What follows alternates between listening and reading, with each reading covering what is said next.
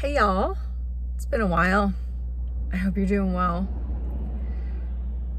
So much going on as usual. And I'll be moving again, actually probably next week, I think. Tried out Asheville, didn't think I was gonna love it, and I didn't love it. You know, a lot of people love Asheville. I'm just not an Asheville girl. But an opportunity came up and I took it, and many blessings have come out of that opportunity. I made some really, really good friends. I've met some awesome people, but I'm very happy to move on. I'll be going somewhere temporarily until I figure out my next step. But yeah, so we have that going on. But I wanted to talk about what is happening in our society, in the country, with mental health. This is my belief, I feel like this is very much a created crisis.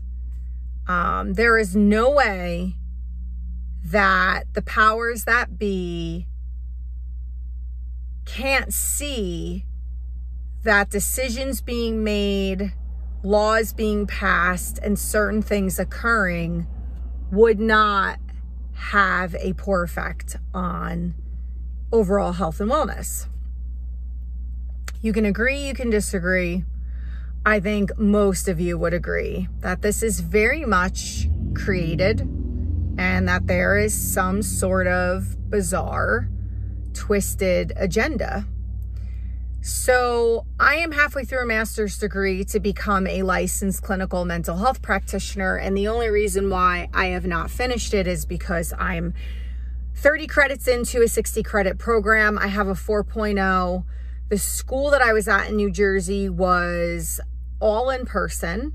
We went online during COVID, and we were one of the only universities to not continue offering an online track for counseling. So none of my credits are transferable. I've contacted probably at this point 20 schools, and I can't find one school to take more than 9 of those 30 credits. Now, I was a single mom working 2 jobs, running a business, busting my ass trying to get this degree. So 50,000 in the hole from that. I'm not eating that money. I'm not eating those credits. But another big reason why, because I think if you really want something, right? I mean, I could do that. I could eat the money. I could eat the credits. I could start almost from scratch. My pediatrician growing up was from Austria, and her medical license, her doctorate did not translate to the American system. So she had to go to med school and become a doctor in America all over again. I mean, that's dedication. You know, if I really wanted it, I don't know, maybe I would eat the money, eat the credits. That's a hard pill to swallow on its own, I feel like. But also, you know, the DSM-5 is like the Bible of the mental health field. And there's actually no real hardcore scientific data backing up what is in that DSM-5. So for something that's considered the Bible of mental health, and we have nothing concrete, it's basically a bunch of people that sat in a boardroom and said, yeah, sure, after 30 days of feeling depressed, you have this, and this, and these are the meds that you should be put on. Like, who decided the number of days? Who decided all of this information? Xanax, the studies on Xanax were very clear. Xanax did amazing things for anxiety in the beginning. Long-term use, and you can go look this up, the studies were horrific. They launched it anyway. I don't think this information is a shock to most people.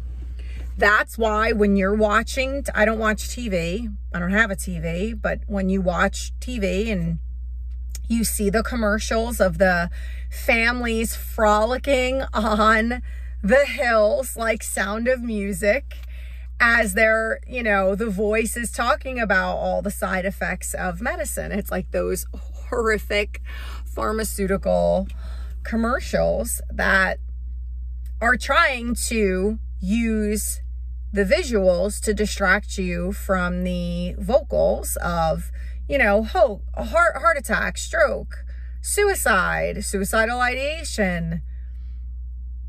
So it's very disconcerting. I posted pictures of me climbing in Riveter yesterday, and I had a really hard day. I am not feeling 100% lately. There's a lot going on that has affected my cortisol levels, my immune system. And so I was just, you know, I'm having an off time, and my strength is not up to par. I normally feel much stronger physically, especially in the arms. So, and I'm doing this tough trek, and I'm struggling, but my competitive nature kicked in, my determination kicked in, and I wouldn't relent. And I literally could not get past the first bypass. I finally ended up not quite halfway up, but I met my goal to get to this one spot. But anyway, so somebody comments like, "You must be so fit." And I answered, "Health is wealth." And they gave a thumbs up. Now, this is someone that I know that eats whatever they want, and they love their alcohol. They love their cocktails, and they drink often.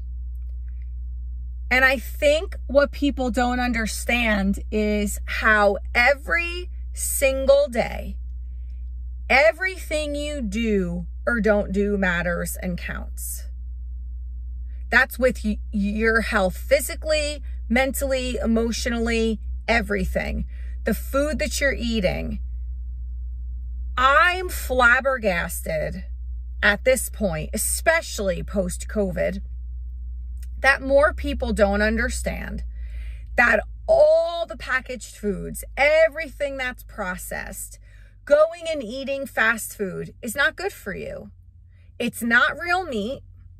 It's not like here we have Hickory Nut Gap. It's local grass-fed beef. You could actually go to the Hickory Nut Gap farm and you could get it from there. They sell into all major food stores and all the health food stores. As a matter of fact, Earth Fare in Asheville, West Asheville, I love. They have the best prices on Hickory Nut Gap meat. So this should not be a shocker that the food you put into your body affects your focus. It affects your mind. It affects your physiology. I don't think it's a shocker that if you're not moving and breathing is everything. If you woke up every day and you did 15 minutes of breath work, 15 minutes of pranayama, it would change your world. It would change your world. Now, I would recommend working up to at least 30 minutes a day, but most of us are not breathing properly. And then we're not moving our bodies enough. You know, it's funny because people will say to me, well, Carrie, we're not farmers, or we're not our ancestors. We have all of these luxuries. But if you look at bodies on the beach, even going back to the 1970s, almost no one was obese. These problems didn't exist. They started fucking with our food, I would say probably in the 1950s. By the time I was born in the 70s, it was the era of a lot of packaged processed foods. So I grew up on the things that most of you who are going to be watching this grew up on. Captain Crunch and Cinnamon Toast Crunch, White Wonder Bread, you know, Kraft macaroni and cheese. And my parents didn't worry about us because none of us had weight issues. So the amount of food in the refrigerator and the freezer and the pantries, and there was so much overeating because food is too accessible. It's good to go hungry. It is good to feel hungry. Fast. Start fasting. People say to me, how can I fix my metabolism? How can I fix my fatigue? How can I fix my focus, my brain fog? Fast. Start fasting. I'm telling you, people run from this. They run from this. They think I'm nuts. They think it's rigid. They think it's excessive. Start a fasting practice. Even in Ayurveda, Chinese medicine, all these indigenous forms of medicine, they at least recommended 1 day of fasting a week, 1 day of no food. Of course we feel like we can't do it because we're in America where you can, where you could walk across the street in any direction and you could grab crap, just utter shit. It's at our fingertips. Our ancestors were lean because they had to work for it. It wasn't readily available. And now you put cell phones in our hands and we have access to information galore. Food is everywhere. I mean, we are all in an addictive state every day, day after day. We're in an addictive state between social media, Google, food.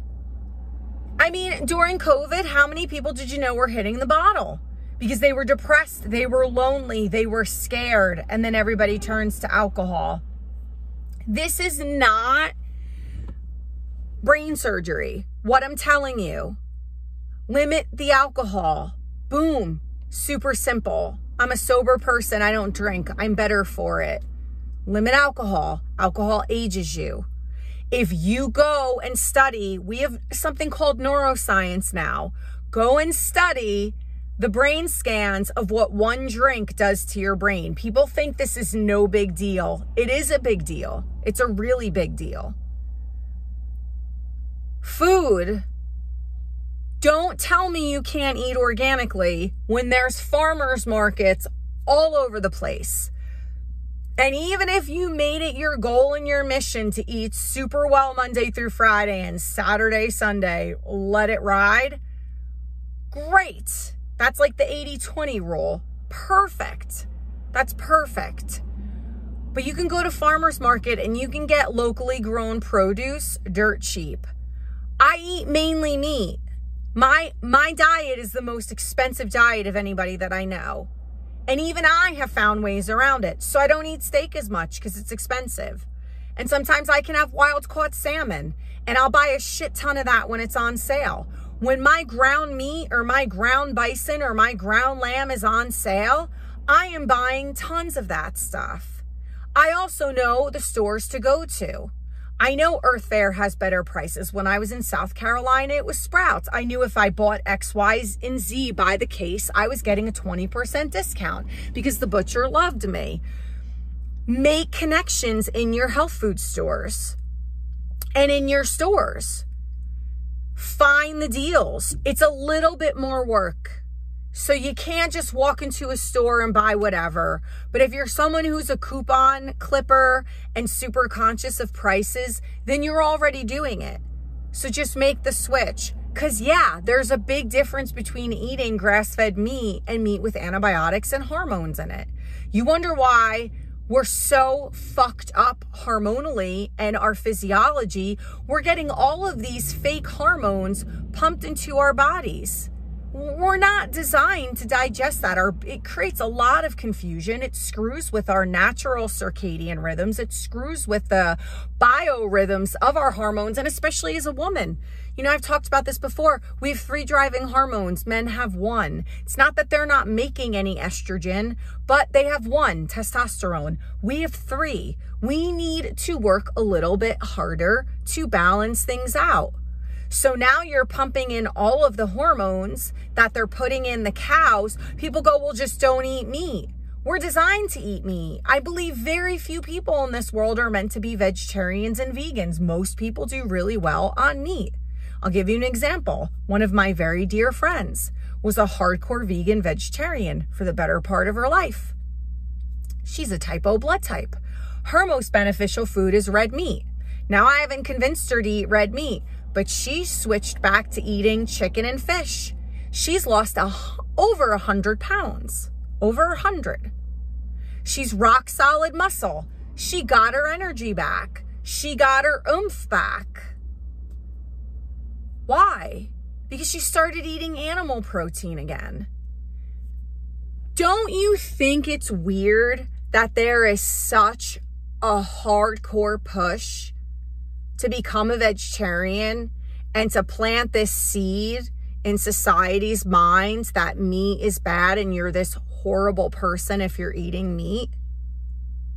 And why is the meat industry being attacked so hardcore? Look what Monsanto is doing to all the farms. Like, this stuff is not an accident. It's not an accident. Meat is not bad for you. Mikhaila Peterson has been on the Lions diet for 6 years, eating nothing but red meat. Her cholesterol's perfect. She gets her hormones checked once or twice a year. She gets her vitamin and mineral levels checked. She barely takes any supplements to supplement her diet, and she had 2 healthy pregnancies and births in the 6 years of eating nothing but red meat. No one is going to convince me that eating red meat is bad. Nobody. That's like saying drinking coffee is bad. Coffee's not bad. Coffee's actually great if you're a type A blood type.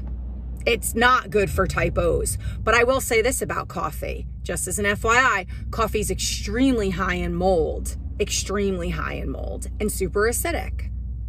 So not great if you're eating a diet high in acidity and then, drinking a ton of coffee. Also, it's very dehydrating. And as we get older, our cells become more dehydrated. Alcohol is the same thing. Very dehydrating. So back to the DSM-5 and mental health. The hormones in the meat, the pesticides, the herbicides, the Agent Orange, this is all real. It's really happening. Our food system's being poisoned. So does it matter what you put in your body? Yes, it does. Am I saying you can't ever cheat? No, I'm not.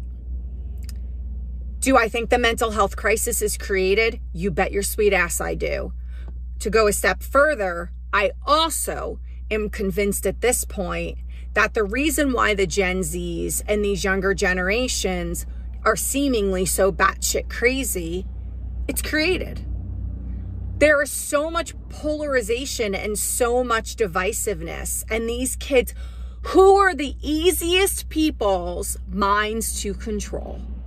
These younger generations.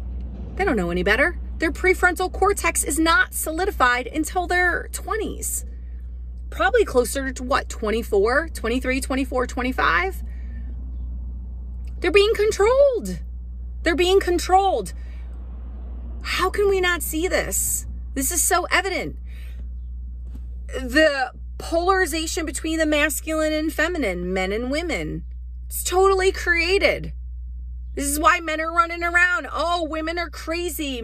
Women are running around. All men are assholes. And nobody can find a middle ground because there's this created breakdown of relationships and the American family. It's why the divorce rate is so high. I mean, how do you not know that making kids go back and forth between one home and another isn't good for them? How do we not know this? How do we not know that this creates so much instability? Little kids' minds, they're not as adaptable and resilient as we think. That is, to me, was borderline child abuse, that my kids had to bounce back between one home and another. And you know what? My little Sarah, God bless her, she handled it pretty damn well. But my oldest was a nutcase over it. It was too much because she wanted to be rooted, and I didn't blame her. And I know so many parents who had this with their kids. So how do grown adults not know that it's not good for a kid to go back and forth, back and forth, back and forth? And then again, total breakdown of the American family. And then look at the American dream. How many of us bought into that? The white picket fence. We're going to work our jobs. We're going to be able to pay our bills. Nobody can pay their bills with one job anymore. I don't know anybody. I'm being told by family in Colorado that doctors and lawyers can't afford to live in Colorado on one income.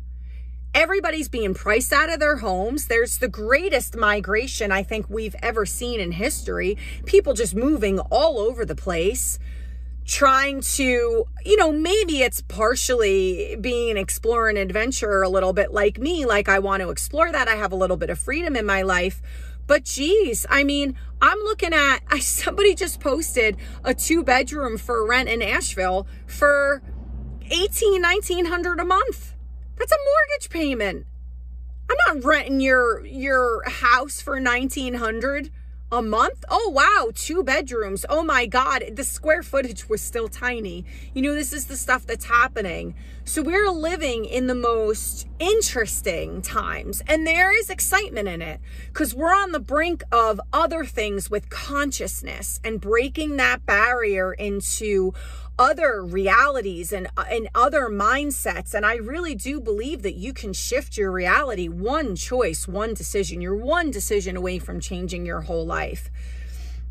But there are a lot of things that are happening that are just not adding up.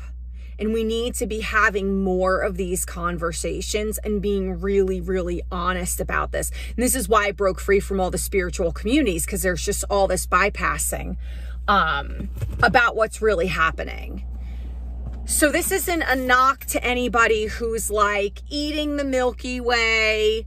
Eat your Milky Way. Just don't eat your Milky Ways every day. You can't. It's exhausting to me to listen to people talk about how crappy they feel, or the brain, and the women will blame it on their hormones. Oh, I have so much brain fog because I'm perimenopausal. It's like, but you also eat like shit and you don't move your body. You're not doing any weight training. There's no yoga. There's no breath-based work going on. There's nothing. And it's like, no, you're not going to move the needle towards wellness, if you're not taking care of your body, mind, soul, and spirit. And you can't exercise your way out of a shitty diet. That's the other thing too. Oh, well, I'm a triathlete, or I'm doing this all the time and I'm an avid hiker. And it's like, but you still eat like crap. So it's all encompassing. But for people who are very bought into the DSM-5, for people who are being heavily medicated right now, my heart breaks for them because they're being lied to. They're being told that there's no other way. I have so many friends on certain medications that are told, I have to take this for the rest of my life. I'm completely beholden to it. And that's not true. It's not true. Is it going to be hard to taper off your medicine at this point? Probably, but it's possible. Go look at Dr. Kelly Brogan. There are mavericks out in the field that are getting people off of meds. Listen to Michaela Peterson's story. She almost offed herself getting off of her meds and was in chronic pain, agony for 15 years of her life. And she's a young woman. She's in her early 30s. So, there are people out there who have done it. It is possible. Please do your research. These experts, there are no legitimate qualifications for the DSM-5. I think that's a really driving force of what I'm trying to say here, and a very big pill to swallow for people who have bought into the medicine model. Medicine has its place, and emergency medicine is beautiful and miraculous, and God, I love it. If I get into a car accident and my arm is hanging off my body, pump me up with morphine and do what you have to do. But there are documentaries on Netflix. Look at the oxycodone crisis. It was intentional. They knew what they were doing. They know what they're doing. They know what they're doing. And your job is to think for yourself. Be your own person. Take your health and wellness in your own hands. It is the only way out. The only way out. Love you to pieces.